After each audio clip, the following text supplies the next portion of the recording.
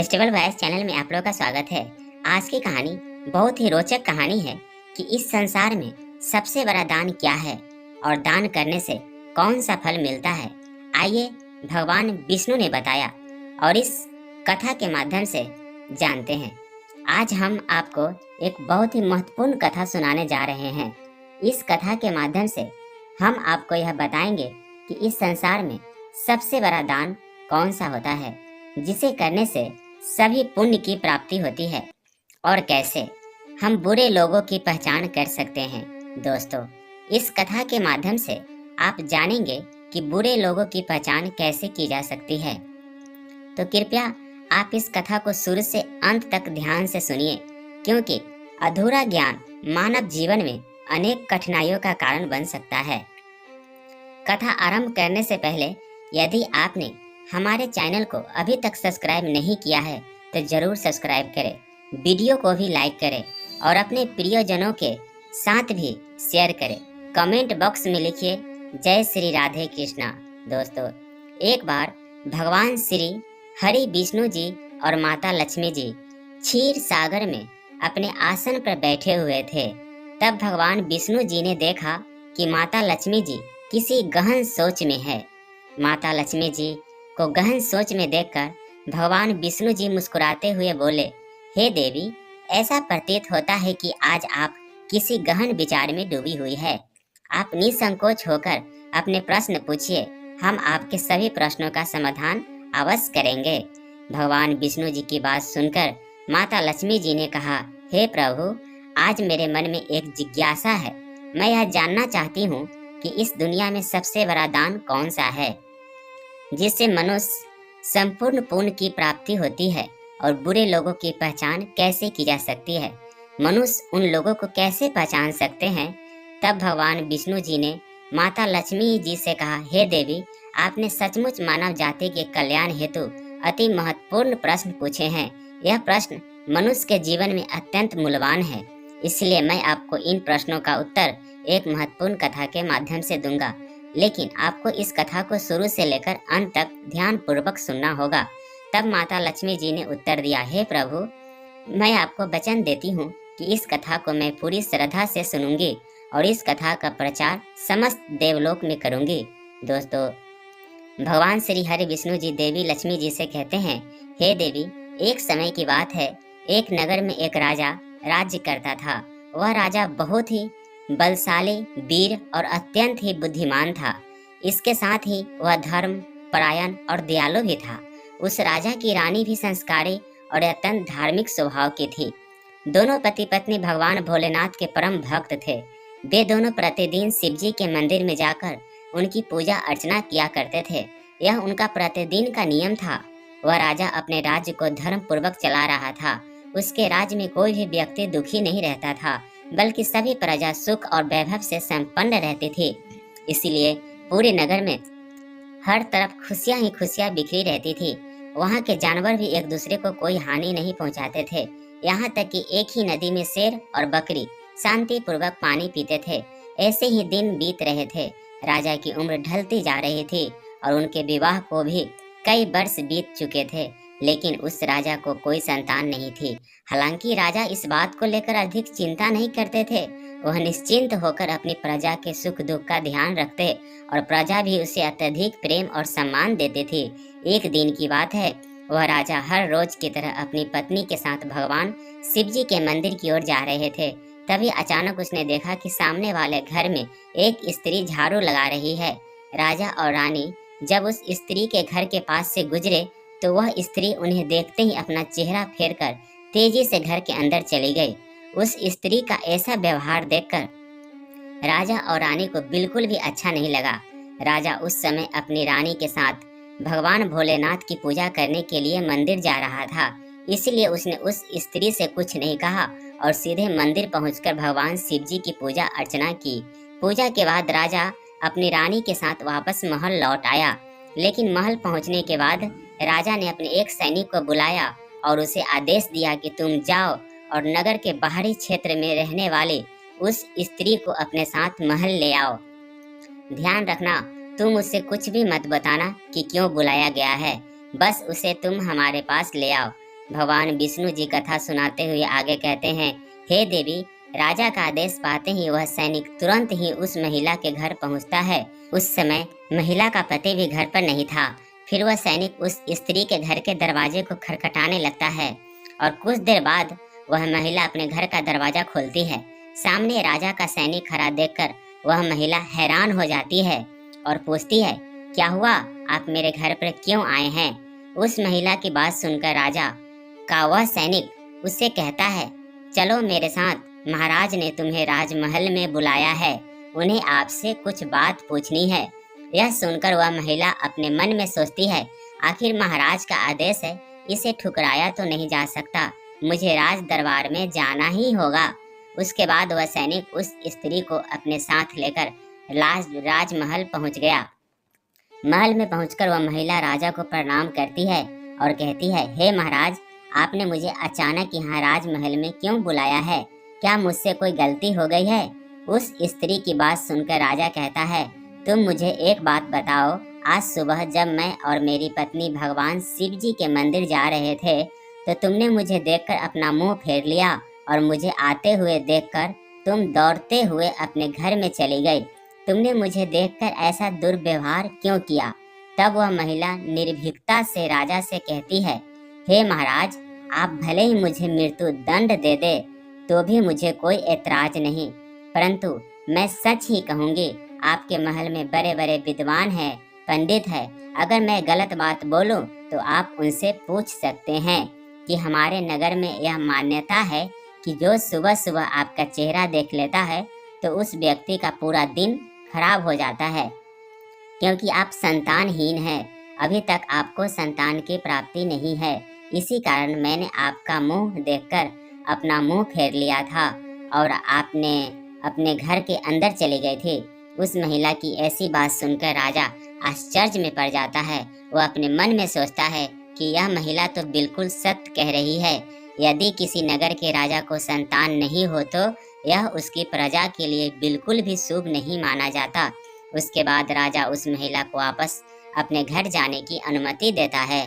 फिर राजा अपने मन में यह विचार करने लगता है कि अब मुझे भगवान शिव जी के मंदिर में जाकर संतान प्राप्ति के लिए यज्ञ करना चाहिए। ऐसा सोचकर वह राजा अपने कक्ष में लौटकर रानी से कहता है, हे प्रिय, हमारे नगर के लोग हमारे चेहरे को देखना भी पसंद नहीं करते हैं, क्योंकि हमारे पास अभी तक कोई संतान नहीं है। इसीलिए हमें भगवान शिव जी के मंदिर में जाकर संतान प्राप्ति का यज्ञ करना चाहिए। हम भगवान भोलेनाथ के मंदिर में चलते हैं और भगवान शिव से प्रार्थना करते हैं कि हे वे हमें पुत्र प्रदान करे। राजा की बात सुनकर रानी भी उसकी बात मान लेती है। फिर राजा और रानी दोनों भगवान शिव जी के मंदिर पहुंचते हैं और भगवान शिव जी की पूजा करके संतान प्राप्ति के लिए यज्ञ का आयोजन करते हैं। भगवान विष्णु जी कथा सुनाते हुए आगे कहते हैं, हे देवी, पुत्र प्राप्ति के लिए राजा और रानी ने यज्ञ का आयोजन किया, लेकिन यज्ञ संपन्न होने के बाद भी उन्हें संतान की प्राप्ति नहीं हुई। यज्ञ के निष्फल होने से राजा अत्यंत निराश हो गया। यज्ञ का आयोजन करने वाले पंडित जी भी सोच में पड़ गए। पंडित जी ने मन ही मन सोचा, अब तक जितने भी यज्ञ मैंने किए हैं उनमें से कोई भी यज्ञ आज तक विफल नहीं हुआ है। इसका अर्थ यह है कि शायद इस राजा के भाग में ही खोट है और ऐसा आभास होता है कि ईश्वर ने इस राजा के भाग में संतान का योग नहीं लिखा है। इसलिए संतान प्राप्ति का यज्ञ करने के बाद भी उसे संतान की प्राप्ति नहीं हुई। राजा हर संभव प्रयास करके थक चुका था और अब वह गहरे निराशा में डूबा रहता था। वह दिन रात संतान की कमी के बारे में सोचता और चिंता में खोया रहता था। एक दिन सिंहासन पर बैठे बैठे राजा को अचानक एक बात याद आती है कि दूसरे नगर के वन में एक महात्मा जी निवास करते हैं, जिनकी ख्याति दूर दूर तक फैली है। राजा के मन में विचार आता है कि शायद उन महात्मा के पास मेरे इस कष्ट का कोई समाधान हो। अगर मैं उनके पास जाऊं तो संभवतः वे मुझे पुत्र प्राप्ति का कोई उपाय बता सके। मुझे उनके पास जाना चाहिए। अपने मन में यह निर्णय लेकर राजा तुरंत अपनी रानी के पास जाता है और उसे कहता है कि हे प्रिय, दूसरे नगर के वन में एक महान तपस्वी और ज्ञानी महात्मा जी रहते हैं। मुझे लगता है कि हमें उनके पास जाना चाहिए। हो सकता है कि वे हमें पुत्र प्राप्ति का कोई मार्ग बता सकते हैं, फिर रानी भी राजा की इस बात से सहमत हो गए। रानी ने कहा, हे स्वामी, आपकी बात बिल्कुल सही है, हमें महात्मा जी से अवश्य मिलना चाहिए। रानी की सहमति पाकर राजा और रानी दोनों ने एक रथ में बैठकर महात्मा जी के दर्शन के लिए दूसरे वन की ओर प्रस्थान किया। कुछ समय के बाद वे दोनों वन में पहुंच गए। रथ से उतरकर राजा और रानी दोनों जंगल के भीतर जाने लगे। ऊंचे नीचे रास्तों से गुजरते हुए वे महात्मा के आश्रम की ओर बढ़ने लगे। भगवान विष्णु जी कथा सुनाते हुए आगे कहते हैं, हे देवी, फिर राजा और रानी वन के भीतर महात्मा जी की कुटी के पास पहुंच जाते हैं। वहां वे देखते हैं कि महात्मा जी एक विशाल वृक्ष के नीचे ध्यान मगन होकर साधना में लीन है। यह दृश्य देखकर राजा और रानी कुछ देर तक खामोशी से खड़े रह जाते हैं ताकि महात्मा जी की साधना में कोई विघ्न न आए। दोनों हाथ जोड़कर विनम्रता पूर्वक महात्मा जी के सामने खड़े रहते हैं। कुछ समय बाद महात्मा जी अपनी साधना से बाहर आते हैं और अपनी आंखें खोलते हैं। तब वे देखते हैं कि राजा और रानी उनके सामने अपने दोनों हाथों को जोड़कर खड़े हैं। वे महात्मा जी उस राजा को अच्छी तरह से जानते भी थे, इसीलिए वे राजा को देखते ही पहचान लेते हैं और राजा से मुस्कुराते हुए कहते हैं, हे राजन, आप आज यूं अचानक से हमारे पास किस प्रयोजन से पधारे हैं? तब राजा ने नम्रता से महात्मा जी को प्रणाम किया और अपनी दुख भरी व्यथा महात्मा जी को सुनाई। उसने बताया कि कैसे उन्होंने पुत्र प्राप्ति के लिए यज्ञ किया, परंतु सभी व्यर्थ गए। यह सब सुनने के बाद महात्मा जी कुछ क्षणों के लिए मौन हो गए और अपनी आंखें बंद कर ली। वे ध्यानस्थ होकर राजा के जीवन की घटनाओं का आंतरिक दृष्टि से अवलोकन करने लगे। कुछ समय बाद महात्मा जी ने अपनी आंखें खोली और गंभीर स्वर में बोले, राजन, मैंने आपके जीवन का एक ऐसा सत्य देखा है जिसे सुनकर आपको कष्ट हो सकता है। आपके पिछले जन्म में किए गए एक पाप का फल इस जन्म में आपके भाग पर भारी पड़ा है। आपने पिछले जन्म में एक ऐसा घोर पाप किया था जिसके परिणाम स्वरूप इस जीवन में आपके भाग में संतान प्राप्ति का योग नहीं है। इसी कारण से आपके सभी प्रयास निष्फल हो रहे हैं। भगवान विष्णु जी कथा सुनाते हुए आगे कहते हैं, हे देवी, महात्मा जी की बातें सुनकर राजा उनके चरणों में गिर पड़ा और विनती करते हुए बोला, हे महात्मा, कृपया करके आप ऐसा मत कहिए, आप ही हमारे दुख को हटने का कोई उपाय बताइए। राजा की यह व्याकुलता देखकर महात्मा जी ने उसे सहारा देकर अपने चरणों से उठाया और बोले, हे राजन, इतनी अधीरता आपको बिल्कुल भी शोभा नहीं देती। मैं अभी आपको आपके इस कष्ट का निवारण करने का उपाय बताता हूँ, जिसे करने के बाद आपको अवश्य ही पुत्र की प्राप्ति होगी। इतना कहकर वे महात्मा जी अपनी कुटिया के भीतर जाते हैं और थोड़ी देर के बाद हाथ में एक कटोरी में खीर लेकर बाहर आ जाते हैं।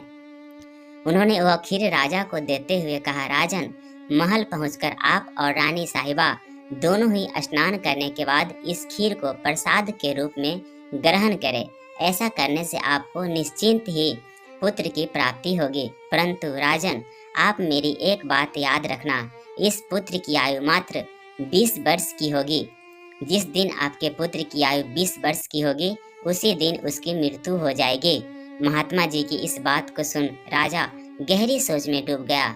वह अपने मन में सोचने लगा, चलो 20 वर्ष के लिए ही सही, परंतु इस संतानहीनता का कलंक तो मिट जाएगा, हमें संतान का सुख तो मिलेगा। राजा ने मन ही मन इस बात को स्वीकार कर लिया और महात्मा जी से निवेदन किया, हे महात्मा, आपका आशीर्वाद और मार्गदर्शन स्वीकार है, कृपया करके हमें यह अवसर दे। महात्मा जी ने मुस्कुराते हुए राजा को आशीर्वाद दिया। राजा और रानी ने महात्मा जी को प्रणाम किया, उनकी चरण वंदना की और विनम्रता पूर्वक आभार व्यक्त किया। इसके बाद राजा और रानी अपने रथ में बैठकर महल की ओर लौट चले। इसके बाद महल पहुंचकर राजा और रानी स्नान आदि कर भगवान भोलेनाथ जी का प्रसाद मानते हुए श्रद्धा से उस खीर को ग्रहण करते हैं। उसके कुछ ही दिनों बाद रानी को गर्भवती हो जाती है, जिससे रानी बहुत ही प्रसन्न हो जाती है। जब राजा ने यह शुभ समाचार सुना तो वह भी खुशी से झूम उठा। संतान प्राप्ति का यह सुखद समाचार सुनने के बाद राजा ने महात्मा जी के प्रति अपनी कृतज्ञता प्रकट करने का निश्चय किया। राजा अपने रथ में ढेर सारे फल, फूल, वस्त्र और अन्य भेंट सामग्रियां रखकर वन में महात्मा जी की कुटिया की ओर चल पड़ा। कुटिया के निकट पहुंचकर राजा ने अपने रथ को रोक दिया और विनम्र भाव से नीचे उतरकर महात्मा जी के पास पहुंचा। महात्मा जी ध्यान मगन बैठे थे। राजा ने उनके पास जाकर सभी वस्त्र, फूल, फल उन्हें समर्पित किए और गहरे आदर के साथ प्रणाम करते हुए कहा, हे महात्मा, आपकी ही कृपा से हमें संतान प्राप्ति का सुख प्राप्त होने जा रहा है, इसीलिए आप मेरी यह तुच्छ सी भेंट कृपया कर स्वीकार करें। महात्मा जी राजा की विनम्रता और कृतज्ञता से अत्यंत संपन्न प्रसन्न हुए। उन्होंने राजा की भेंट को स्वीकार कर उसे आशीर्वाद दिया और कहा, राजन, तुम्हारी भक्ति और संकल्प ने ही तुम्हारे जीवन का उद्देश्य है, वह अनमोल है। जाओ, तुम्हारे संतान गुणवान और धर्म निष्ठ हो। उसके बाद राजा ने महात्मा जी का आशीर्वाद पाकर उनसे विदा ली और अपने रथ में बैठकर वापस अपने महल की ओर प्रस्थान करते हैं। महल लौटकर राजा बहुत ही खुशियां मनाता है। भगवान विष्णु जी कथा सुनाते हुए आगे कहते हैं, हे देवी, ऐसे ही दिन बीत रहे थे। आखिरकार वह शुभ दिन आया जब राजा के यहाँ एक पुत्र का जन्म हुआ। पुत्र के जन्म से जैसे महल में खुशियों की हवाएं बहने लगी। राजा ने पुत्र प्राप्ति की खुशी में पूरे नगर में उत्सव का आयोजन किया। महल को फूलों और रंग बिरंगी से सजाए। अपने पिता के ही गुणों का प्रतीक बनते हुए बड़ा होने लगा। वह अपने पिता की तरह ही धर्मनिष्ठ, आत्मसम्मानुभूति, अमात्ता, धैर्य और शक्ति के गुण प्रकट होने लगे, जिससे राजा का हृदय गर्व से भर उठता है। शौर्यवीर के गुणों और आचरण को देखकर सभी आश्वस्त थे कि वह एक दिन अपने पिता की तरह महान राजा बनेगा। जैसे जैसे समय बीता, राजा के हृदय गर्व और खुशी से भरता गया। संतान सुख की प्राप्ति ने उसकी सभी चिंताओं को मानो हर लिया था और वह अपने पुत्र में संपूर्ण संसार का आनंद खोजने लगा। वह राजा पुत्र के प्रति अपने स्नेह में इतना डूब गया कि वह यह महत्वपूर्ण बात भी भूल बैठा कि उसके पुत्र की आयु मात्र 20 वर्ष तक की है। भगवान विष्णु जी कथा सुनाते हुए आगे कहते हैं, हे देवी, फिर एक दिन जब उस राजा को यह बात याद आती है कि उसके पुत्र वर की आयु मात्र 20 वर्ष की है, इसलिए जब राजा के पुत्र शौरवीर की आयु 15 वर्ष हो जाती है, तब वह राजा दिन रात पुत्र के भविष्य को लेकर व्याकुल रहने लगा। इस बीच एक अन्य नगर में एक महापराक्रमी राजा का राज था। उस राजा की एकमात्र पुत्री थी जो अपनी सुंदरता और दयालुता के लिए प्रसिद्ध थी। वह देखने में ऐसी लगती थी मानो स्वर्ग की अप्सरा स्वयं धरती पर उतर आई हो। वह बहुत ही दानी स्वभाव की थी, क्योंकि उसने अपने माता पिता से धर्म और संस्कारों की शिक्षा ली थी, इसीलिए उसका हृदय करुणा और उदारता से भरा हुआ था। वह प्रतिदिन सुबह उठकर पक्षियों को दाना डालती और अपने द्वार पर आने वाले साधु संतों भिक्षुओं को सदा ही आदर से भोजन कराती थी। कोई भी भूखा उसके द्वार से खाली हाथ नहीं लौटता था। ऐसे ही दिन बीत रहे थे। उस राजा की पुत्री भी अपने गुणों के साथ बड़ी हो रही थी। एक दिन जब शौर्यवीर के पिता को यह बात पता चली कि दूसरे नगर में एक धीरवीर और पराक्रमी राजा राज करता है, जिसकी पुत्री गुणों की खान है, साथ ही वह अत्यंत सुंदर भी है, तो राजा ने अपने मन में सोचा कि ऐसी धर्मात्मा और तेजस्वी कन्या के साथ अपने पुत्र शौरवीर का विवाह करना उचित रहेगा। मुझे इसी प्रकार की कन्या की तलाश थी जिसके साथ में मैं अपने पुत्र का विवाह कर सकूं, हमारी वंश परंपरा को बनाए रख सको। इस विचार के साथ ही राजा ने अपने मन में निर्णय किया कि वह उस राजा से प्रस्ताव रखेगा जिससे वह अपने पुत्र शौरवीर का विवाह उस सुंदर और धार्मिक कन्या के साथ कर सके। भगवान विष्णु जी माता लक्ष्मी जी से कहते हैं, हे देवी, फिर शौरवीर के पिता ने अपने पुत्र के विवाह का प्रस्ताव संदेश वाहक के माध्यम से दूसरे नगर के राजा तक पहुंचाया। जब दूसरे नगर के राजा ने यह प्रस्ताव सुना तो उसने अपने मन में विचार किया कि चलो अब मुझे अपनी पुत्री का विवाह कर देना चाहिए, और मैंने सुना है कि इस राजा के पुत्र को की आयु मात्र 20 वर्ष ही है। इस राजा का पुत्र बहुत ही योग्य, पराक्रमी और धर्म परायण है। भले ही उसकी आयु का भविष्य अनिश्चित हो, इसीलिए अगर उसके यहाँ कोई पुत्र पैदा हो गया तो उसका वंश आगे बढ़ता रहेगा, जिससे पुत्री भी अपनी संतान के साथ सुखी रहेगी। इन विचारों को मन में संजोए हुए उस राजा ने शौरवीर के विवाह प्रस्ताव को संघर्ष स्वीकार कर लिया। फिर कुछ ही दिनों के भीतर शुभ मुहूर्त में शौरवीर का उस राजकुमारी के साथ विवाह हो गया। वह राजकुमारी न केवल सुंदर थी बल्कि बहुत ही दयालु स्वभाव की थी। उसने अपने बचपन से ही यह नियम अपनाया था कि जब तक वह किसी भूखे या असहाय प्राणी को भोजन नहीं करवाती, तब तक वह स्वयं भोजन ग्रहण नहीं करती। उसके माता पिता ने उसे सेवा और दान की भावना सिखाई थी और उसने उसे अपने जीवन का अटूट हिस्सा बना लिया था। विवाह के पश्चात राजकुमारी का यह नियम उसके ससुराल में भी जारी रहा। हर सुबह वह महल के द्वार पर जाकर जरूरतमंद लोगों को भोजन करवाती और अपने हाथों से उन्हें अन्न दान करती। उसकी यह दया भावना देखकर महल के सभी लोग उसका बहुत सम्मान करने लगे थे। धीरे धीरे ऐसे ही समय गुजर रहा था और हर गुजरते दिन के साथ सौरवीर की उम्र भी बढ़ रही थी। राजा और रानी इस बात को लेकर मन ही मन चिंतित रहते थे कि उनका पुत्र अब अपने जीवन के अंतिम समय की ओर बढ़ रहा है। उन्हें महात्मा की वह भविष्यवाणी हमेशा याद रहती कि सौरवीर की आयु केवल 20 वर्ष ही होगी। इस दुखद सत्य को लेकर केवल राजा और रानी ही जानते थे। उन्होंने यह बात किसी और को नहीं बताई थी ताकि महल में कोई चिंता का माहौल ना बने। जैसे जैसे सौरवीर की आयु 20 वर्ष की ओर बढ़ती जा रही थी, राजा और रानी के दिल की धड़कन तेज हो जाती। अपने पुत्र के प्रति उनका प्रेम और मोह इतना अधिक था कि वे चाहकर भी इस चिंता से मुक्त नहीं हो पाते थे। भगवान विष्णु जी कथा सुनाते हुए आगे कहते हैं, हे देवी, फिर वह दिन भी आ जाता है जब सौरवीर के जीवन के मात्र 3 दिन शेष रह जाते हैं। राजा और रानी का दिल भारी हो जाता है। राजा बार बार अपने मन में सोचने लगा कि अब मैं क्या करूं? मेरा पुत्र 3 दिन बाद मुझसे हमेशा के लिए दूर हो जाएगा। क्या कोई ऐसा उपाय नहीं है जिससे मैं उसे बचा सकूं? रानी भी इस दुख से भरी थी और हर पल अपने पुत्र के जीवन की कल्पना करती रहती। इसीलिए उनके पुत्र मोह ने उन्हें बीमार और कमजोर बना दिया था। दोनों इतने दुखी थे कि अब उन्होंने भोजन करना भी छोड़ दिया था, परंतु अपनी पीड़ा को उन्होंने किसी के सामने प्रकट नहीं किया। वे नहीं चाहते थे कि महल के लोग उनके पुत्र की मृत्यु के बाद बात सुनकर दुखी हो और चिंता में पड़ जाएं। फिर वह अंतिम दिन भी आ पहुंचा जिस दिन सौरवीर की आयु पूरी होनी थी, उसकी मृत्यु होनी थी। फिर उस दिन जैसे ही सुबह हुई, राजा और रानी अपनी चिंता और दुख से व्याकुल होकर भगवान भोलेनाथ के मंदिर में बैठकर उनकी पूजा अर्चना में लग गए। वे दोनों भगवान भोलेनाथ से प्रार्थना करते हुए कहने लगे, हे प्रभु, आप कृपया करके हमें पुत्र की मृत्यु होने के दुख को सहन करने की शक्ति दीजिए। हम जानते हैं कि जो भी किसी के भाग्य में लिखा होता है उसे कोई बदल नहीं सकता, वह होकर ही रहता है, परंतु हमारे लिए यह समय बहुत ही कठिन है। उधर राजकुमार सौरवीर की पत्नी अपने दैनिक धर्म कर्म के कामों में लगी हुई थी।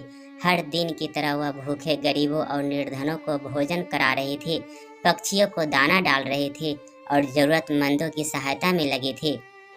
उसे अपने पति की आयु के बारे में कुछ भी पता नहीं था, इसलिए वह निश्चिंत होकर अपने कार्यों में मगन थी।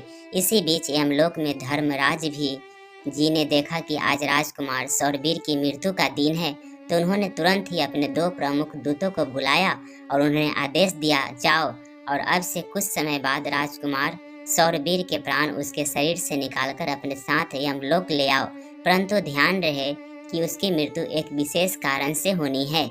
उसकी मृत्यु एक सांड द्वारा उसे पीछे से ठोकर मारने से ही होगी। जब वह सांड राजकुमार सौरवीर को पीछे से ठोकर मारेगा, तभी उसके प्राण हमारे पास आ सकेंगे। इसके लिए तुम दोनों एक सांड के पास जाकर उसे राजकुमार सौरवीर की मृत्यु के लिए प्रेरित करो। धर्मराज के आदेशानुसार वे दोनों दूत यमलोक से धरती पर जाने के लिए तत्पर हो गए।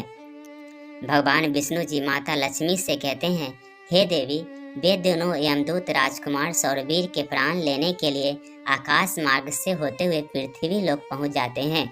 दूसरी ओर धर्मराज की माया के प्रभाव से एक सांड ने अपने मन में सोचा कि आज मुझे राजमहल के सुंदर बगीचे में प्रवेश करना चाहिए और वहां घूमना चाहिए। मुझे देखना चाहिए कि राजमहल का बगीचा कैसा है।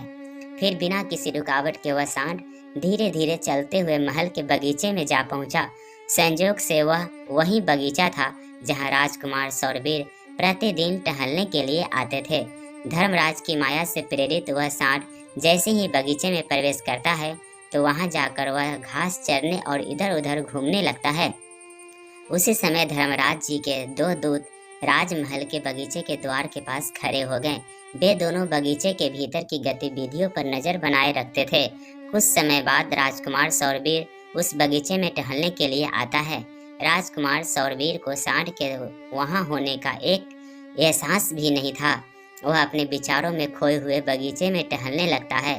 तब वे दोनों यमदूत अपने मन में सोचते हैं, अब बस थोड़ी ही देर में राजकुमार सौरवीर की आयु समाप्त होने का समय निकट आ जाएगा। हमें इंतजार है उस पल का जब यह सांड राजकुमार को ठोकर मारेगा। तब हम उसके प्राण लेकर यमलोक लौट जाएंगे। जब वे दोनों दूत यह विचार कर रहे थे कि तभी क्या होता है कि एक अन्य नगर में एक निर्धन ब्राह्मण रहता था। उस ब्राह्मण की एक पुत्री थी जिसका समय रहते उसने विवाह कर दिया था, लेकिन दुर्भाग्य से उसकी बेटी का पति एक दुष्ट प्रवृत्ति का व्यक्ति था जो बहुत ही मदिरापान करता था, जुआ खेलता था और प्राय स्त्रियों के साथ संबंध बनाता था। यही नहीं, वह अपनी पत्नी को नशे में होकर अक्सर मारता पीटता था और उसे घर से निकालना चाहता था।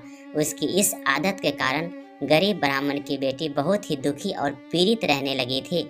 लेकिन वह गरीब ब्राह्मण की बेटी जब अपने पति के साथ कुछ समय तक रही, तब एक दिन वह गर्भवती हो जाती है। इसलिए एक दिन उसने अपने पति की मारपीट से तंग आकर उसे छोड़कर वह अपने पिता के घर अपने मायके में आ जाती है। वह आंसुओं से भरी आंखों के साथ अपने पिता से कहती है, पिताजी, आज के बाद मैं अपने पति के साथ नहीं रह सकती, क्योंकि वह मुझे रोज मारता पीटता है और बुरी तरह से अपमानित करता है और मैं उसके इस व्यवहार से तंग आकर उसको छोड़कर मायके चले आई हूँ। मुझे क्षमा कर दीजिए, पर अब मैं अपने मायके में ही रहना चाहती हूँ। उसका पिता अब बहुत ही वृद्ध हो चुका था और अब उसकी कमाई का कोई ठोस साधन नहीं था, जिसके कारण उसे प्रतिदिन नगर के विभिन्न घरों में जाकर भिक्षा मांगनी पड़ती थी ताकि वह किसी प्रकार अपने और अपने परिवार का पेट भर सके।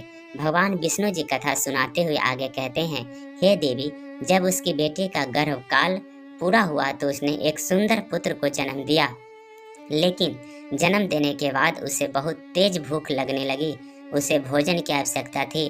प्रसव के बाद भूख कई गुना बढ़ जाती है, इसलिए वह अपने पिता से भोजन मांगने लगी। दुर्भाग्यवश उसके पिता सुबह से ही भिक्षा के लिए नगर नगर गए हुए थे, परंतु रोज रोज भिक्षा मांगने के कारण उस दिन किसी ने उसे भिक्षा नहीं दी थी।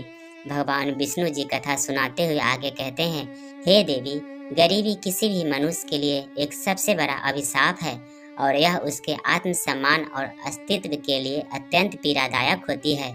उधर उस गरीब ब्राह्मण को किसी ने भी भोजन नहीं दिया, इसीलिए वह खाली हाथ ही घर वापस लौट आता है। इधर उसकी पुत्री भूख से बहुत ही व्याकुल हो रही थी। जब वृद्ध ब्राह्मण निराश होकर खाली हाथ घर लौटा और उसकी बेटी ने उसे बिना भोजन के आते देखा, तो वह दुखी होकर रोते हुए अपने पिता से बोली, पिताजी, अब मुझसे भूख सहन नहीं होती। पूरे 3 दिन बीत चुके हैं और मैंने भोजन का एक भी कण नहीं खाया है। अब तो ऐसा लगता है कि भूख के कारण मेरे प्राण ही निकल जाएंगे। लेकिन अगर आपका कुछ भिक्षा में मिला हो तो मुझे खाने को दे दीजिए, नहीं तो मेरे प्राण निकल जाएंगे। तब उसका वृद्ध पिता अपनी बेटी को सांत्वना देते हुए कहता है, पुत्री, मैं कुछ ही देर में लौटूंगा। मैं अब दूसरे नगर में जाऊंगा और वहाँ के राजा के महल के द्वार पर जाकर भिक्षा मांगूंगा।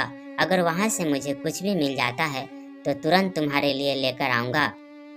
अपनी बेटी से यह कहकर वृद्ध ब्राह्मण वहाँ से निकल पड़ा।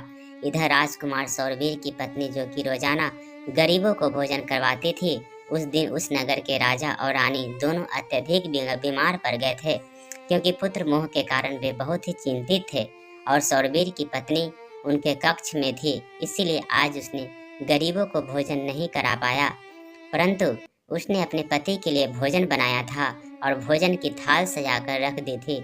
जब उसका पति बगीचे से लौटेगा तो वह उसे भोजन कराएगी, क्योंकि उसका पति अपने माता पिता के पास बैठ बैठकर उनकी सेवा करके अपने बगीचे में घूमने के लिए गया हुआ था।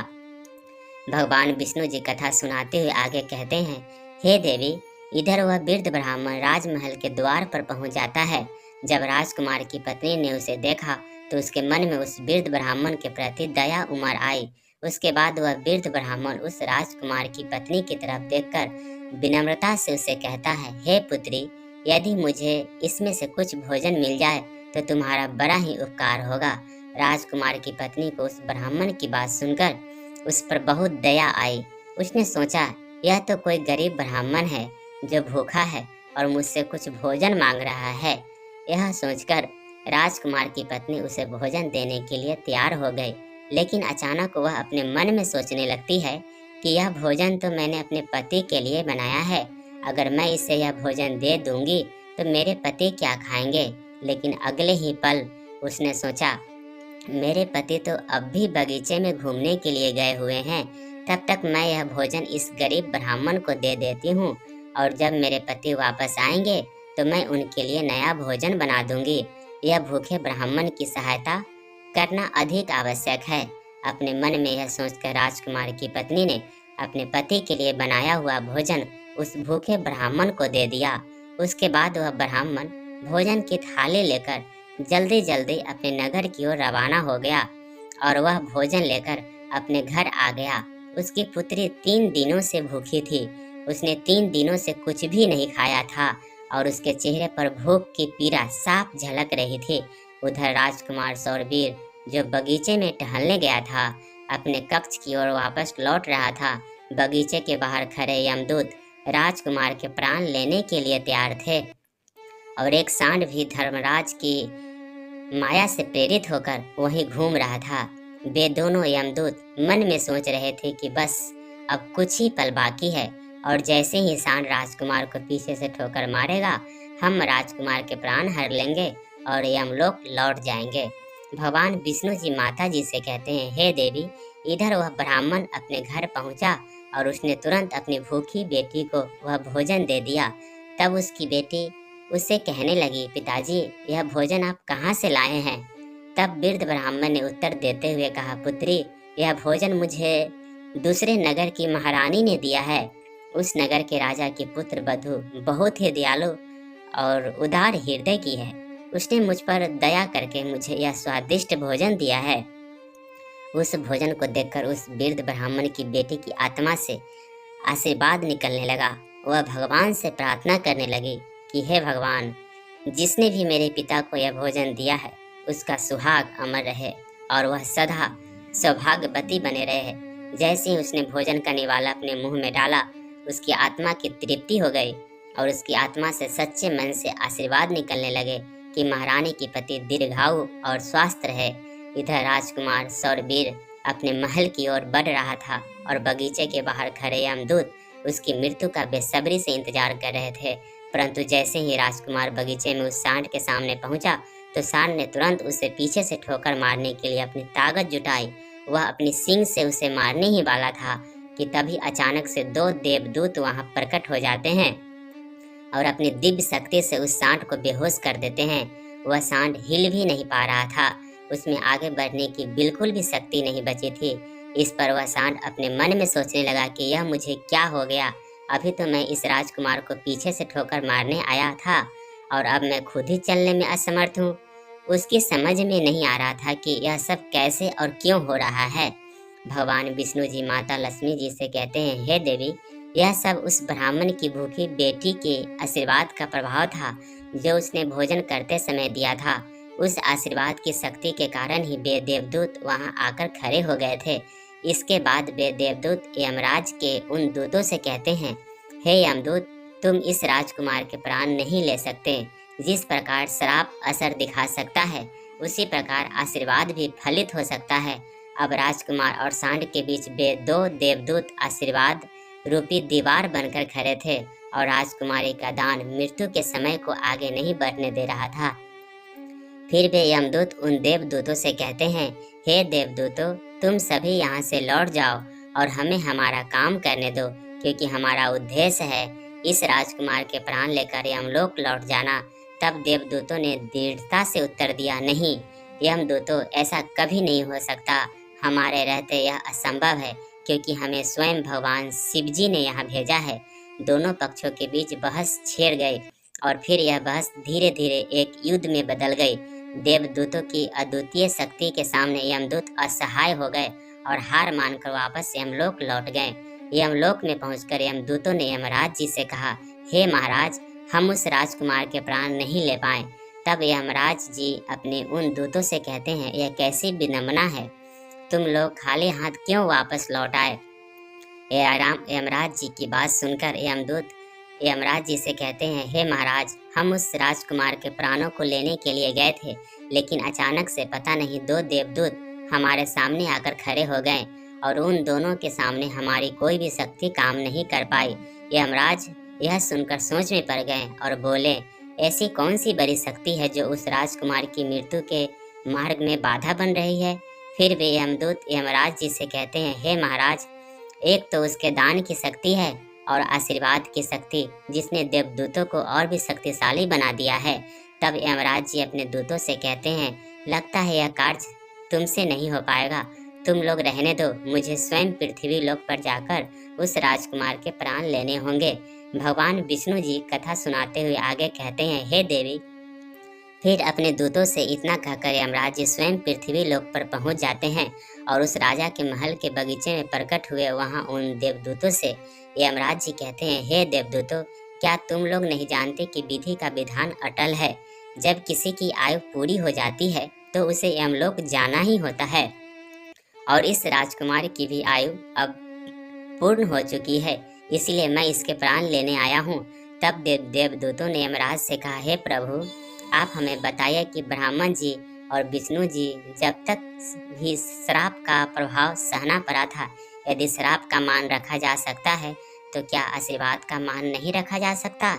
इस राजकुमार को भूखे को भोजन देने का आशीर्वाद प्राप्त है। उन देवदूतों की बात सुनकर यमराज जी उन देवदूतों से कहते हैं, आप लोग सत्य कह रहे हैं, परंतु अब मुझे क्या करना होगा। तब वे देवदूत यमराज जी से कहते हैं, हे प्रभु, आप इस राजकुमार की आयु 100 वर्ष कर दीजिए, इसके बाद ही आप इस राजकुमार के प्राण लेने के लिए पधार सकते हैं। और यही भगवान शिव जी का भी आदेश है। उन देवदूतों की बात सुनकर यमराज जी ने राजकुमार सौरवीर की आयु 100 वर्ष कर दी और वापस यमलोक लौट गए। भगवान विष्णु जी कहते हैं, हे देवी, इस प्रकार एक भूखे को भोजन देने के पुण्य के कारण उस राजकुमार की मृत्यु टल गई और उसकी आयु भी बढ़ गई। इसी कारण कहा जाता है कि अन्न दान सबसे बड़ा दान है। किसी भूखे को दिया गया अन्न अश्वमेघ यज्ञ के फल के बराबर होता है। भगवान विष्णु जी माता जी से कहते हैं, हे देवी, अब तो आपके सभी प्रश्नों के उत्तर आपको मिल गए होंगे। तब माता लक्ष्मी जी भगवान श्री हरि विष्णु जी से कहते हैं, हे प्रभु, आज आपने मुझे अन्न ज्ञान प्रदान किया है और मेरे सभी प्रश्नों का समाधान भी कर दिया है, इसीलिए मैं आपको विश्वास दिलाती हूँ कि मैं इस कथा का विस्तार समस्त संसार में अवश्य करूँगी। कैसी लगी यह कहानी कमेंट करके ज़रूर बताएं और आप भी चैनल पे नए हैं तो कृपया इसे लाइक, शेयर और सब्सक्राइब कर लीजिए। Thank you.